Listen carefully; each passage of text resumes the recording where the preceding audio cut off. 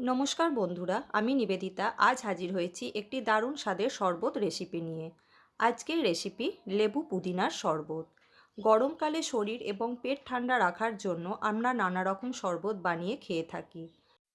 নিয়ে এসেছি সেরকমই একটা রিফ্রেশিং শরবত রেসিপি। চলুন দেখে নেওয়া যাক।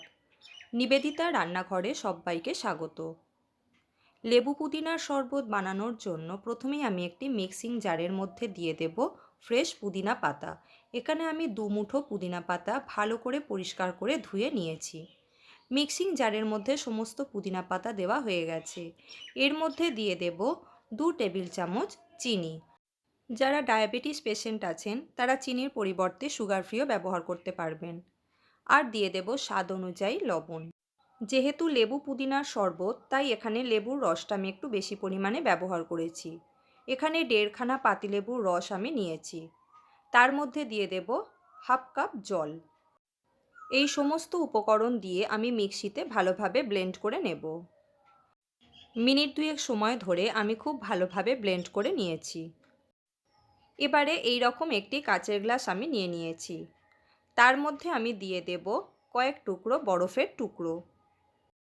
যেহেতু এটি একটি সামার ড্রিঙ্ক, তাই ঠান্ডা ঠান্ডা খেতে বেশ ভালো লাগে। এবার একটি ছাঁকনি আমি গ্লাসের ওপর বসিয়ে দিয়েছি। শরবতের মধ্যে যাতে কোনো খিচ ভাব না থাকে, তাই আমি পুদিনা পাতার পেস্ট এরকম একটি ছাঁকনির সাহায্যে ভালোভাবে ছেঁকে নেব। পুদিনা পাতা যে শুধু পেট ঠান্ডা রাখে তাই নয়, এটি হজমের ক্ষেত্রেও বেশ উপকারী। যারা ওয়ার্কিং আছেন তাদের রিকোয়েস্ট করব দিনে একবার হলেও এই পুদিনা পাতার শরবত পান করতে। এবার আমি এর মধ্যে দিয়ে দেব বেশ কিছুটা পরিমাণ ঠান্ডা জল। একটা স্পুনের সাহায্যে এইভাবে বরফগুলো শরবতের সাথে ভালোভাবে মিশিয়ে দেব।